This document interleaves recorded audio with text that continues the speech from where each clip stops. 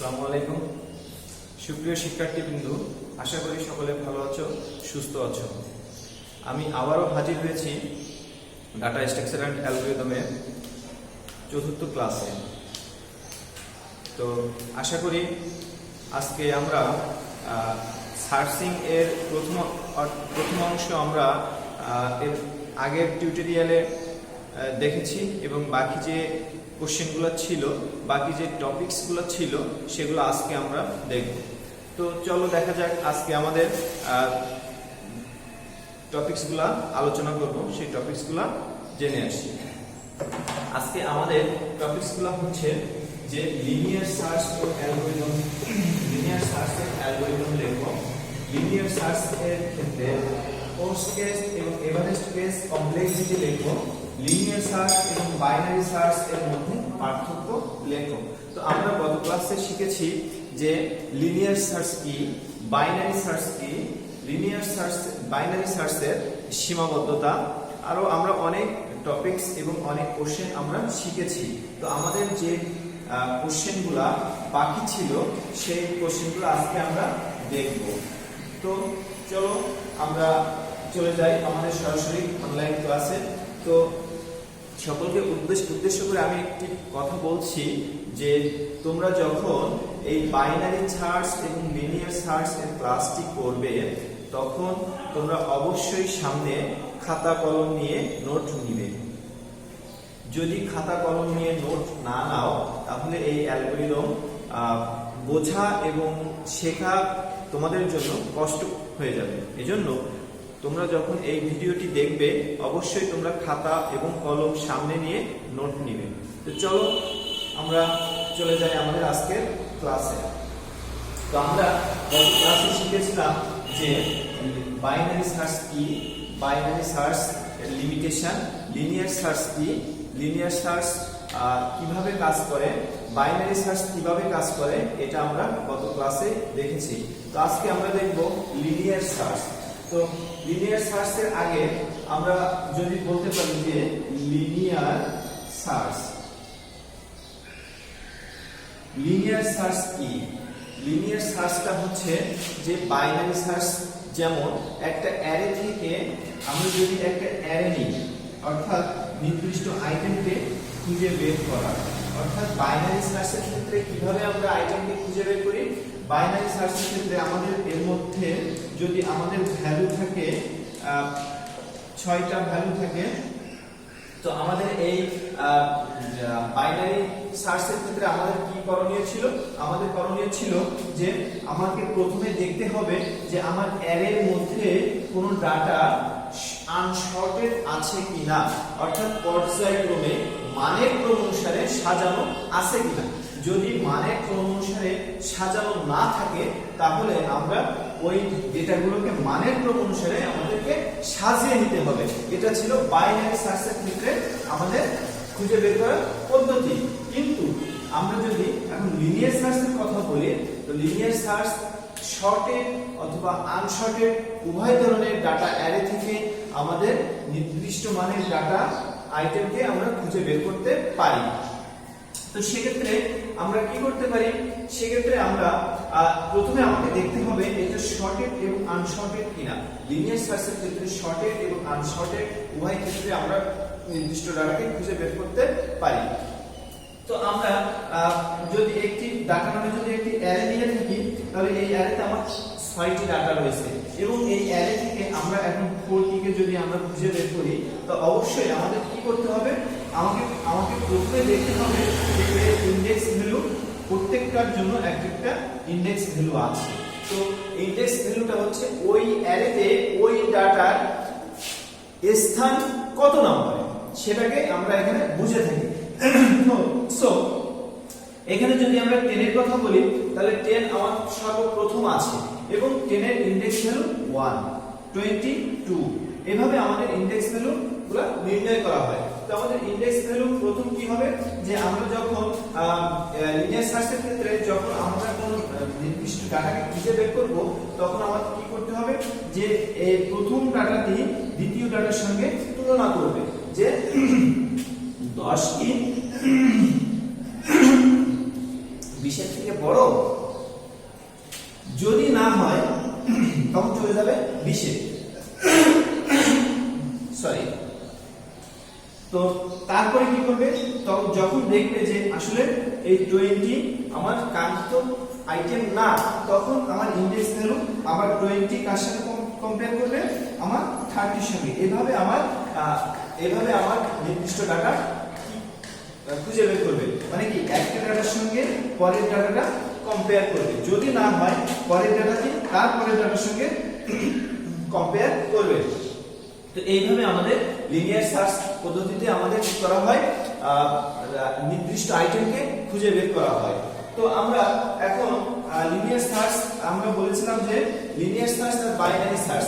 তো লিনিয়ার সার্চটা হচ্ছে কি একই দিকে, অর্থাৎ এই প্রথম থেকে শুরু করে একই দিকে আমাদের কি করে ডাটা খুঁজতে যায়, মানে কি এক দিক থেকে আমাদের ডাটা খুঁজতে যায়। কিন্তু বাইনারি সার্চ পদ্ধতিতে কি হয়, বাইনারি সার্চ পদ্ধতিতে আমাদের একটা অ্যারেকে দুই ভাগে ভাগ করা হয়। দুই ভাগে ভাগ করা, যেমন আমাদের বিগিনিং পয়েন্ট আর এন্ডিং পয়েন্ট যোগ করে 2 দিয়ে ডিভাইডেড করলে আমরা একটা মিডল পয়েন্ট পেয়ে থাকি। ওই মিডল পয়েন্ট থেকে আমার অ্যারেকে দুই দিকে ডিভাইডেড করা হয়। ঠিক মাঝখান থেকে মাঝ থেকে আমাদের ডাটা অ্যারে কি করা হয়, ডাটা আইটেমকে খোঁজা হয়। তো আমাদের লিনিয়ার সার্চের ক্ষেত্রে কিন্তু একদিকে পর্যায়ক্রমিকভাবে আমরা ডাটা খুঁজতে পারি, কিন্তু বাইনারি সার্চের ক্ষেত্রে আমাদের মাঝ বরাবর মিডল পয়েন্ট বের করে আমাদের ডাটা আইটেমকে খোঁজা হয়। তো আমরা লিনিয়ার সার্চ সম্পর্কে আমরা শিখলাম, এবং আমরা দেখব যে লিনিয়ার সার্চ এর অ্যালগরিদমটা আসলে কিভাবে কাজ করে এবং লিনিয়ার সার্চ কিভাবে অ্যালগরিদমটা আসে সেটা আমরা দেখব। তো আমরা দেখি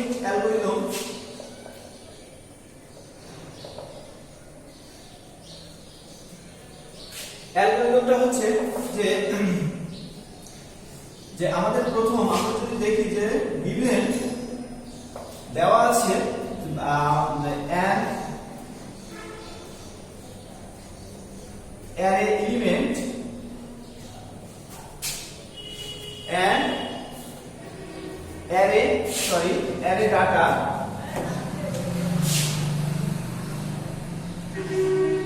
n element।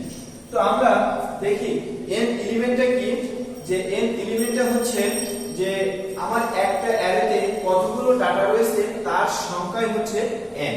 যেমন আমরা একটা অ্যারে যদি নিয়ে থাকি এবং এখানে যদি আমাদের 4টা ডাটা থাকে, তাহলে এই n এর মানটা হচ্ছে এখানে n এর n = 4। কারণ কি এখানে আমার কয়টা ডাটা আছে, 4টা ডাটা আছে। তাহলে মোট ডাটার সংখ্যাই হচ্ছে আমাদের 4, অর্থাৎ এখানে n 4টা এলিমেন্ট রয়েছে, 1 2 3 4টা এলিমেন্ট রয়েছে, অর্থাৎ এই এলিমেন্ট সংখ্যাকে নির্দেশ করতেছি আমরা n দ্বারা। এজন্য আমাদের n সংখ্যক এলিমেন্ট আছে এবং একটি ডাটা অ্যারে লাগবে। তো আমরা সেই ক্ষেত্রে লিনিয়ার সার্চের ক্ষেত্রে একটি ডাটা অ্যারে লাগবে এবং n সংখ্যক এলিমেন্ট লাগবে। এজন্য আমরা দিয়েছি। তো আমরা দেখি যে স্টেপ 1, তোমরা অ্যালগরিদমটি করার সময় অবশ্যই তোমরা খাতা এবং কলম নিয়ে নোট নিবে। আমি বারবার অনুরোধ জানাবো যে তোমরা এই অ্যালগরিদমটি যখন দেখবে অবশ্যই তোমরা খাতা এবং কলম নিয়ে অবশ্যই নোট নিবে। তো স্টেপ 1 কি করবে, যে আমাদের এখানে একটা ডাটা থাকবে, যেমন এখানে সেট করবে কি k = 1 and location 0। অর্থাৎ এখানে কি করবে, যে আমাদের সেট, আমি একটা অ্যারে যদি নিয়ে থাকি,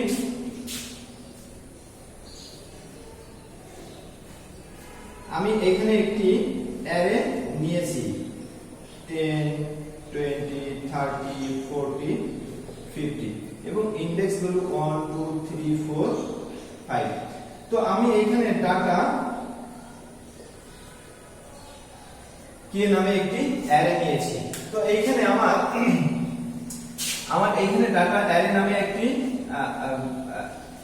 অ্যারে নিয়েছি। সো এখানে প্রথমে আমার সেট করবে k = 1 এন্ড লোকেশন 0। এটা আমি পরে স্টেপে বোঝাবো যে যে এখানে k ইকুয়াল টু 1, তার মানে কি এখানে k এর মান কত 1, তার মানে কি ইনিশিয়ালাইজ করতেছে প্রথম থেকে, অর্থাৎ আমি কিন্তু এই লোকেশন 3 থেকে এদিক থেকে শুরু করছি না, অর্থাৎ আমি কিন্তু 1 থেকে শুরু করছি।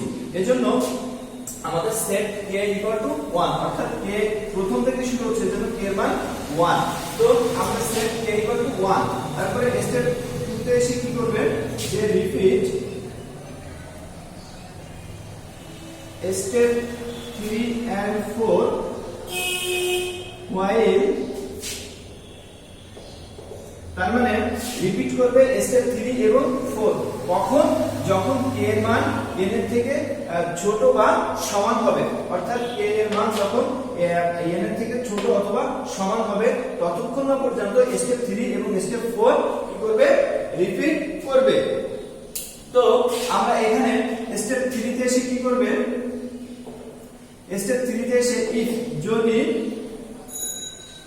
আইটেম ইকুয়াল টু ডাটা কে হয় এন্ড এখানে বলছে আইটেম কে ইকুয়াল টু ডাটা কে হয়, দেন সেট করবে কি log equal to 0, log equal to 0। তো এখানে আমরা দেখি কি বলছে যে আইটেম ইকুয়াল টু ডাটা কে, মানে এখানে আমরা যে নির্দিষ্ট ডাটাটি, সাপোজ আমি এখানে খুঁজে বের করলাম যে আমি নির্দিষ্ট আইটেমটি খুঁজে বের করব 40।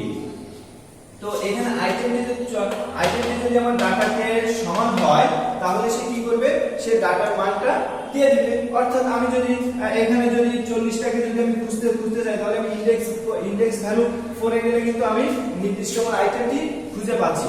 অর্থাৎ আইটেমটি যখন আমি 40 টাকে তুলনা করতেছি তখন যদি আমার নির্দিষ্ট কাঙ্ক্ষিত ফলটি ওখানে পেয়ে যায় তাহলে কিন্তু আমার কি হয়ে যাচ্ছে, প্রিন্ট করে যাচ্ছে। তাহলে স্টেপ 4 এ হচ্ছে কি k equal to k plus 1, অর্থাৎ এখন k এর মান প্রথম ছিল কত 1, তাহলে k এর মান কত 1, আর আমি যখন আমি প্রথমে চেক করছি তখন দেখছি যে আমার কাঙ্ক্ষিত ফল না, তখন আমার কি করতে হবে, তখন আমার এক এক করে সামনের দিকে যেতে হবে। তো আমি এখানে k এর মান কত থেকে শুরু করেছিলাম 1, আর আমি কত করে বাড়াচ্ছি 2, তাহলে আমার এখন ইনডেক্স ভ্যালু কত ইনডেক্স ভ্যালুর সঙ্গে তুলনা করবে 2 এর সঙ্গে, তখন আমার k এর মান কত হয়ে গেল 2, তখন আমি কত করে বাড়াচ্ছি 1, তাহলে আমার কত হলো 3। এইভাবে করতে করতে আমার লাস্ট ডাটা পর্যন্ত কি করবে, সে তুলনা করবে। যদি সে এর মধ্যে পেয়ে যায় তখন সে কি করবে, তখন সে স্টেপ 4 এ যে স্টেপ 5 এ যে কি করবে,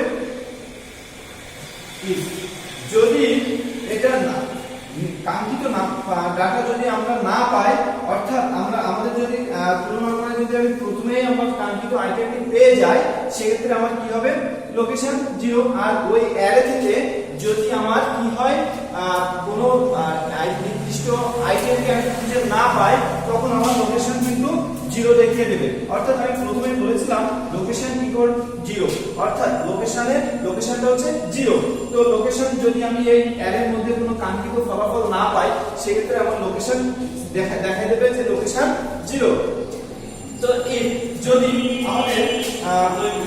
যদি আমাদের এখানে লোকেশন ইকুয়াল টু 0, আমি প্রথমেই বলেছিলাম যে লোকেশন ইকুয়াল টু 0, তাহলে স্টেপ 3 তে যে আমরা আমারও লোকেশন ইকুয়াল টু 0, মানে কি আমার নির্দিষ্ট অ্যারেতে যদি আমার কাঙ্ক্ষিত আইটেমটি না থাকে তখন আমার কিন্তু ইনডেক্স ভ্যালু 0 দেখিয়ে দেবে। অর্থাৎ আমার নির্দিষ্ট যে ডেটাটি রয়েছে ওই ডেটা থেকে আমার এই লোকেশনটিকে আমাদেরকে 0 দেখিয়ে দেবে।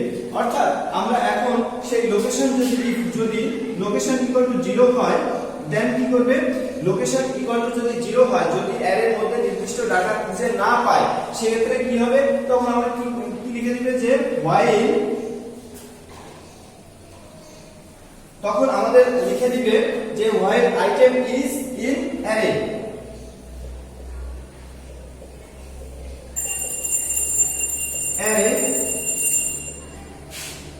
যদি সেটা না হয় তাহলে সেটা কি করবে যে item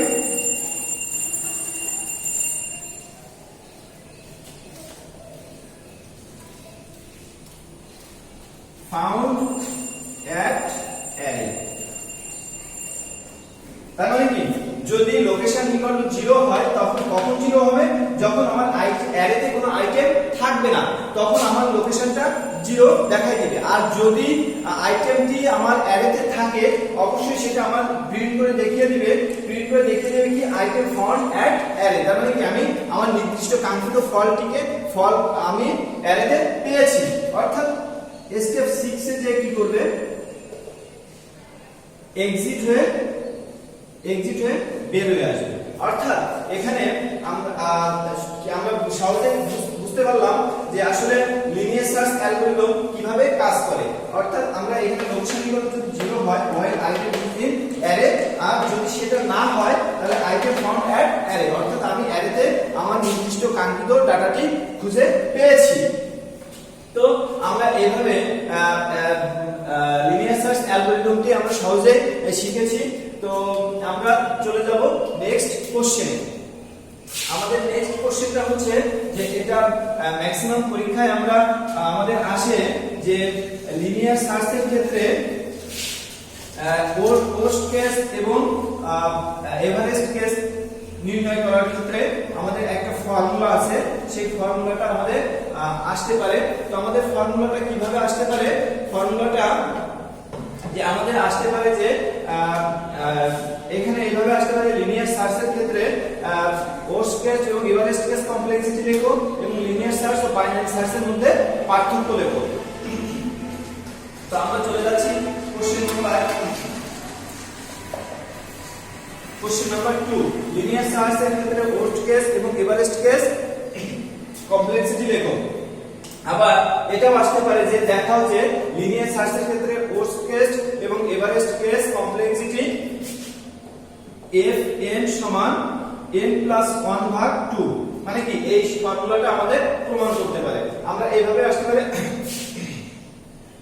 লিনিয়ার সার্চের ক্ষেত্রে পোস্ট কেস এবং এভারেস্ট কেস কমপ্লেক্সিটি লেখো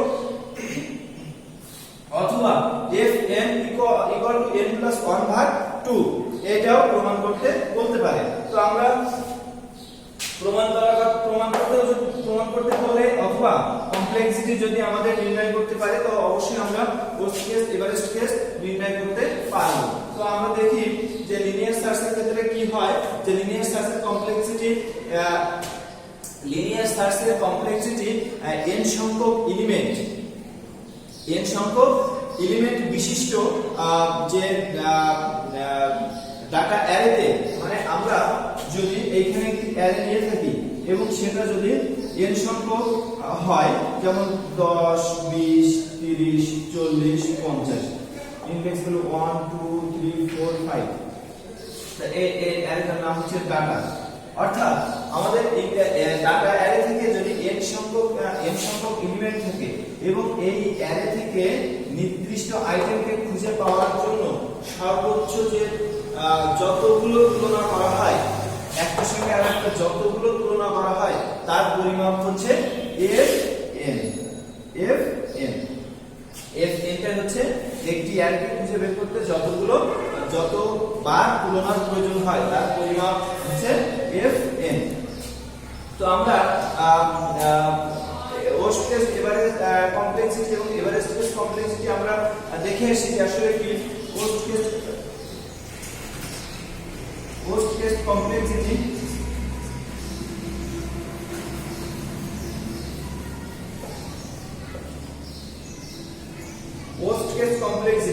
মানে পোস্ট কেস মানে হচ্ছে অতি মন্দ অর্থাৎ পোস্ট কেস মানে অতি মন্দ জটিলতা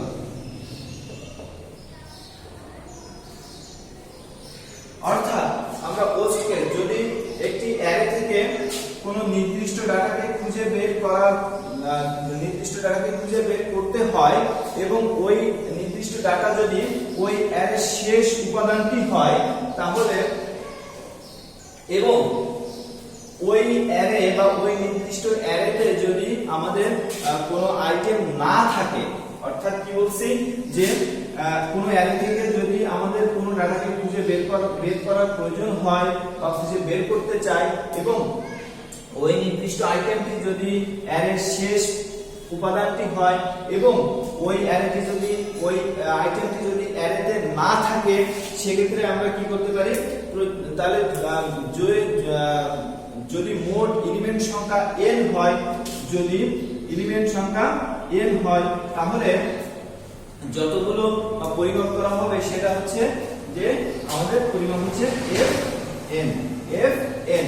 অর্থাৎ আমরা তাহলে পোস্ট কেস আমরা লিখতে পারি যে fn equal to n plus 1।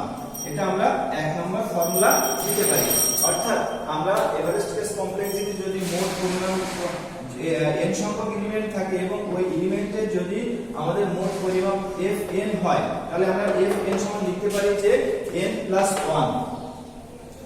এটা আমরা কি করতে পারি যে এক নম্বর সমীকরণ হিসেবে ব্যবহার করতে পারি। তো পোস্ট কেস কমপ্লেক্সিটি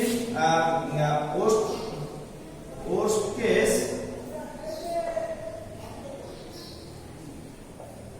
কমপ্লেক্সিটি বা রানিং টাইম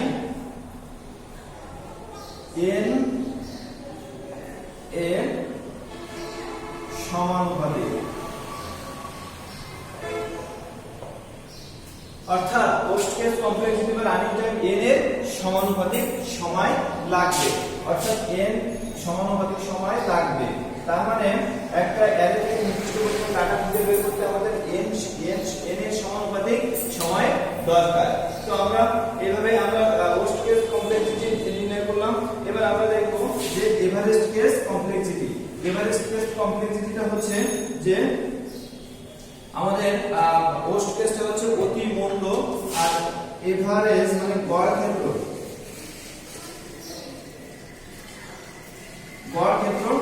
কমপ্লেক্সিটি। তো এভারেস্ট কেস কমপ্লেক্সিটি এটা হচ্ছে যে এভারেস্ট কেস কমপ্লেক্সিটি নির্ণয় করা হয় প্রবাবিলিটির উপরে ভিত্তি করে, মানে সম্ভাব্যতা।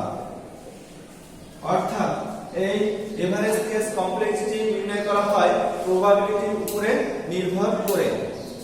একটি অ্যারেতে যদি আমরা দেখি যে প্রবাবিলিটির উপরে কি নির্ণয় করে কিভাবে আমরা এভারেস্ট কেস কমপ্লেক্সিটি নির্ণয় করা যায় সেটা যদি আমরা দেখতে চাই, তাহলে যদি এভারেস্ট কেসের ক্ষেত্রে একটা অ্যারেতে ডাটা বা নির্দিষ্ট আইটেম থাকার সম্ভাবনা যদি p হয় এবং একটি অ্যারেতে যদি ডাটা না থাকে এবং তার সম্ভাবনা যদি q হয়, তাহলে আমরা প্রবাবিলিটি সূত্র অনুসারে লিখতে পারি যে p1 plus p2 plus p3 pn plus n plus 1। probability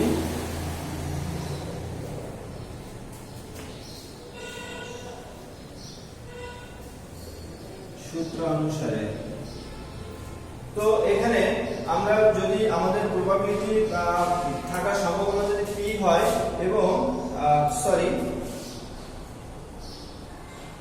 এখানে q, তার মানে আমরা প্রবাবিলিটি সূত্র অনুসারে এটা জানি। যেহেতু ধরা যাক ডাটা কে এর মধ্যে আইটেম থাকলে অ্যালগরিদমটি কে সংখ্যক তুলনা করবে। যেহেতু আমাদের ডাটা নামে যে অ্যারে আছে এর মধ্যে আইটেম থাকার সম্ভাবনা যেহেতু সমান, সেহেতু এখানে কিউ সংখ্যক কি করবে, এখানে কিউ সংখ্যক হচ্ছে কিউ সংখ্যক কে সংখ্যক তুলনা করবে। তাহলে আমরা লিখতে পারি যে fn সমান 1 p1 2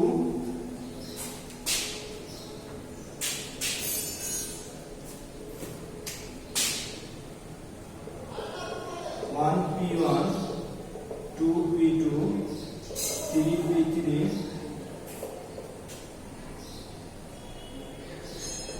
n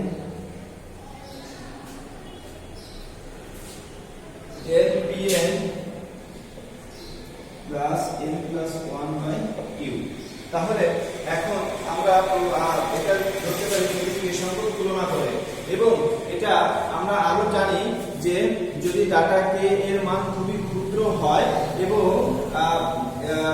ডাটা অ্যারে এর প্রবাবিলিটি আইটেম থাকার প্রবাবিলিটি সমান, অর্থাৎ কাজেই আমরা কি লিখতে পারি, কাজেই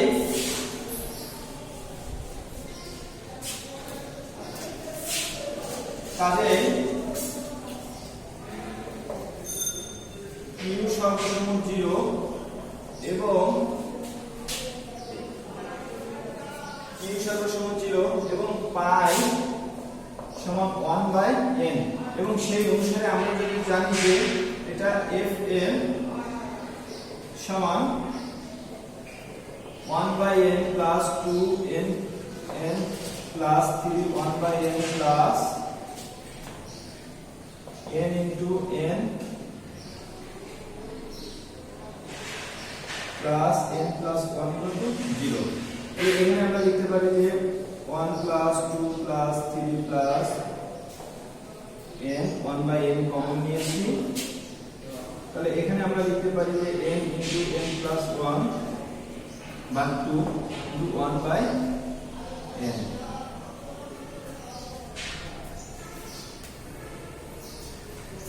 সরি 0।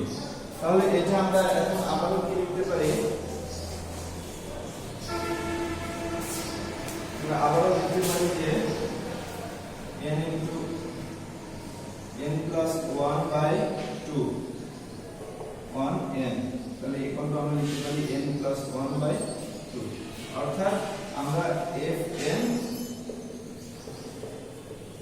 অর্থাৎ আমাদের এখানে আমরা এখানে দেখতে পেয়েছি যে আমাদের যে প্রথম যে কোশ্চেনটা ছিল যে দেখাও যে fn সমান n plus 2, অর্থাৎ আমরা এটা প্রুভ করতে পেরেছি। আবার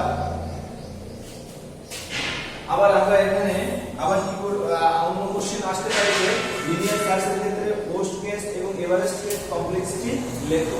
তো আমরা দেখি আমাদের নেক্সট কোশ্চেন কি, যে লিনিয়ার সার্চ এবং বাইনারি সার্চের মধ্যে পার্থক্য। লিনিয়ার সার্চ এবং বাইনারি সার্চের মধ্যে পার্থক্য হচ্ছে যে লিনিয়ার সার্চ এক দিক থেকে লিনিয়ার সার্চের ক্ষেত্রে